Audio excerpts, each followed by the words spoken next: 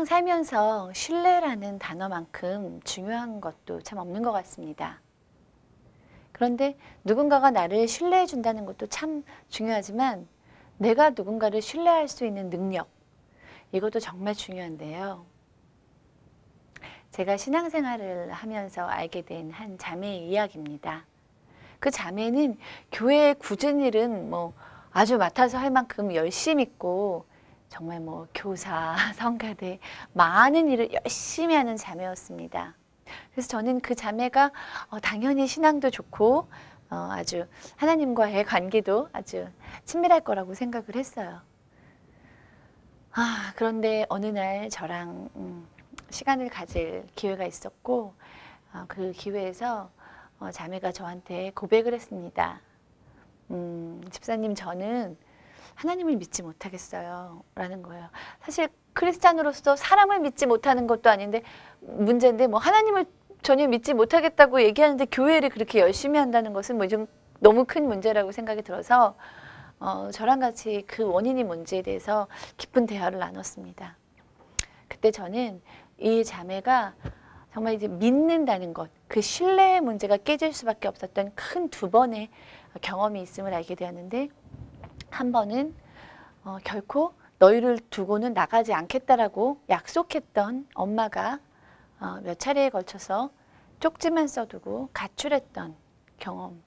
나중에는 엄마가 가출을 해도 이 자매는 그냥 집에서 라면을 끓여 먹으면서 언젠가 오겠지 그러고 말았다고 합니다. 무덤덤해진 거죠. 차라리 표현했으면 더 좋았을지도 모르겠습니다. 또 한 번은 엄마하고 아빠가 이제 사이가 안 좋았으니까 어머니가 가출을 하신 건데요.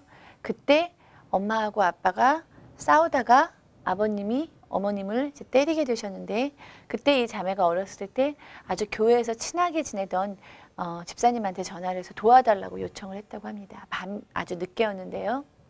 근데 이 집사님이 가겠다라고 얘기를 하고 새벽까지 오지 않으셨다고 합니다. 그때 그 꼬마였던 이 자매는 그 집사님을 기다리다 나중에는 포기를 하면서 약속을 해도 오지 않는구나라는 경험을 했던 거죠.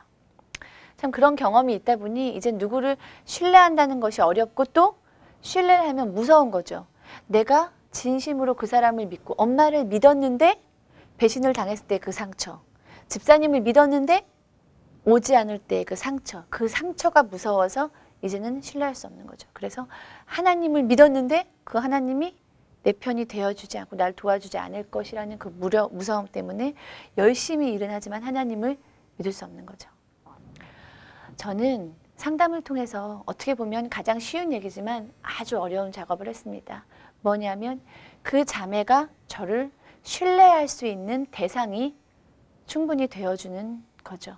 그리고 또 하나는 제가 전적으로 그 자매를 신뢰하는 것을 했습니다. 그리고 저와의 있었던 신뢰, 자매님이 나를 믿을 수 있었던 이유, 또 내가 자매님을 믿을 수 있는 이유들에 대해서 충분히 나누고, 또 이 자매가 나가서 조그만한 신뢰의 경험이라도 있으면 그 신뢰의 경험에 대해서 아주 충분히 이야기 나눔으로써 이 자매가 예전에 그 엄마와 집사님이 주지 못한 신뢰는 일반적인 모든 사람에게 적용될 수 없음을 나누고 새로운 믿을 수 있는 신뢰에 대해서 학습하고 이야기하고 경험했습니다. 또한 하나님도, 하나님의 이미지도 그 사람의 경험으로부터 온 것이 아닌 성경을 통해서 또 하나님을 만나는 큐티를 통해서 우리가 하나님이 내가 경험한 그 집사님이 아닌 것, 그 엄마가 아닌 것, 하나님은 하나님이신 것에 대해서